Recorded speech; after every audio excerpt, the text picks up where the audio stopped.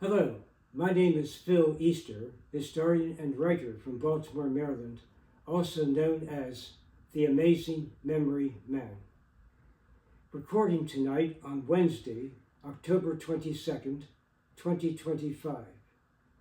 This is story number 82 on my YouTube channel, which is Phil Easter, the Amazing Memory Man. Tonight we look back 50 years, half a century, since one of the most exciting World Series in baseball history, the 1975 World Series between the Boston Red Sox and Cincinnati Reds. I just moved to Boston earlier that year. I'm from Baltimore, where I've lived most of my life, but briefly from May of 1975 to July of 1976, I did live in Boston. And so the October 1975 would be the only October I spent in Boston, and it was very nice to see the Red Sox get to the World Series, my second favorite team after the Baltimore Orioles overall.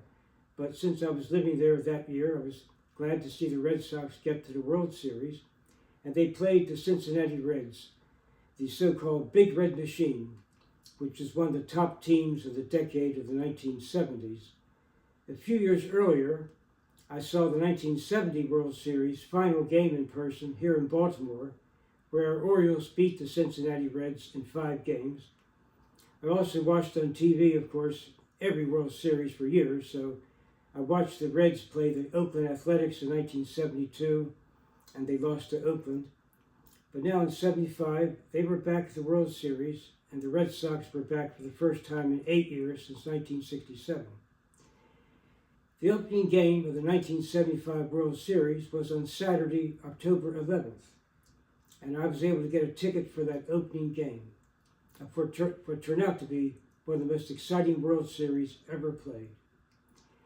And so that Saturday, October 11th, the Red Sox beat the Reds, shut them out 6-0. One of the few games that was one-sided, because 5 of the 7 games of that series would be decided by just 1 run.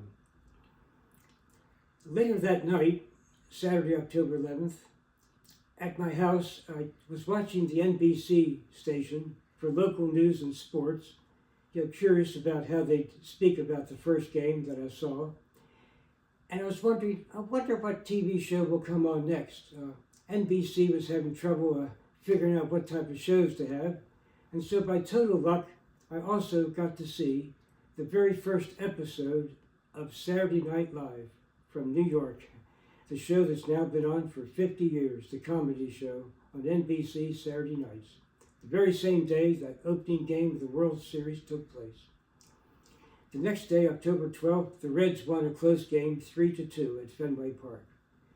Then the day after that, they flew to Cincinnati for games 3, 4, and 5. And game 3 was a close game that went to extra innings. The Reds won 6-5 in 10 innings.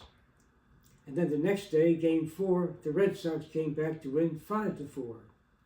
Game 5, still in Cincinnati, was won by the Reds 6-2.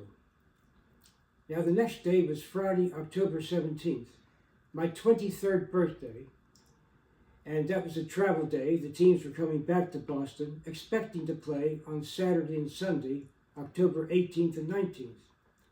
But on the Friday night, October 17th, my birthday, my 23rd birthday, I heard that a lady TV reporter was coming to Boston. Sally Quinn was working for CBS News then, and she was going to talk about much of her life up to that point.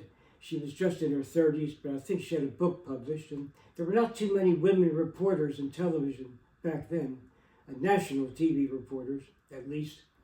Barbara Walters was probably the best known, working for NBC at that time, and later for ABC. So Sally Quinn gave a talk at the Heinz Auditorium in Boston that night, and here's a picture of her. And I was just very happy that I could meet a famous TV reporter on exactly my birthday that year, the one birthday I would celebrate living in Boston. So I say next year I came back to Baltimore.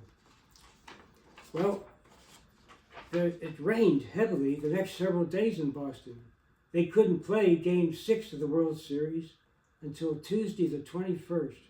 There were several days were rained out in a row. That doesn't happen too often, but that's how bad the rain was.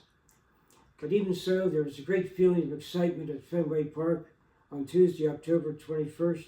The Reds were up 3-2. The Red Sox would have to win that night just to stay alive in the series. I was at a bar watching this game.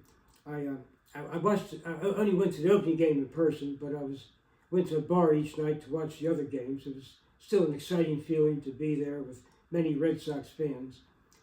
And incredibly, well, at the bottom of the 8th inning, the Reds were up 6-3. There weren't many outs left for the Red Sox. They were down by 3 runs. But in the bottom of the 8th inning, Bernie Carbo hit a 3-run homer to tie the game at 6. And just a few years before, Carbo played for Cincinnati, and now with Boston, hits a big home run against his former team. It went to extra innings. And leading off the bottom of the 12th, the Red Sox catcher, Carlton Fisk, hit a long ball that was heading foul or fair, which, my goodness, it hit the foul pole. That's as close as you can get. It's a home run if you hit the foul pole. As big as the expansion was in the outfield between the 2 foul poles, right field, left field, he happened to hit the foul pole. The Red Sox win 7-6. And that's one of the photographs I have up here of Carlton Fisk hitting that famous home run to force a Game 7 the next night. Well, many people in Boston felt it was almost destined the Red Sox would now win the series after coming back down 3-2 games and down by 3 runs the 8th inning of the night before, coming back to win so dramatically. They would almost have to break the curse of the Bambino, as they called it, when Babe Ruth played way back in 1918 was the last time the Red Sox won a World Series. All these years later, they got there several times, but always lost in 7 games. Maybe this time the Red Sox would come through. But no, it wasn't to be. The Cincinnati Reds won the final game 4-3 by just 1 run, and thus winning the series 4-3. And Pete Rose of the Cincinnati Reds was voted the most valuable player of the whole series. So it was really one of the most exciting World Series ever played. The odd thing about this series was, in every other World Series, the most famous single game would be won by the team that also wins the whole series.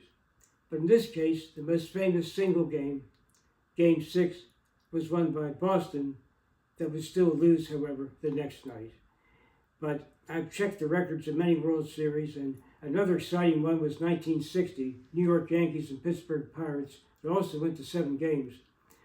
But only 2 of those games of that series were decided by 1 run, albeit the final game was when Pirates beat the Yankees 10-9 on a Bill Mazeroski home run at the bottom of the 9th. Also one of the most exciting series, but the 1975 World Series, now 50 years ago, I remember very well this half-century later. Boston would not win a World Series till 2004. Not until this century did they finally break the curse of the Bambino, as it is called, and finally won the World Series in 2004.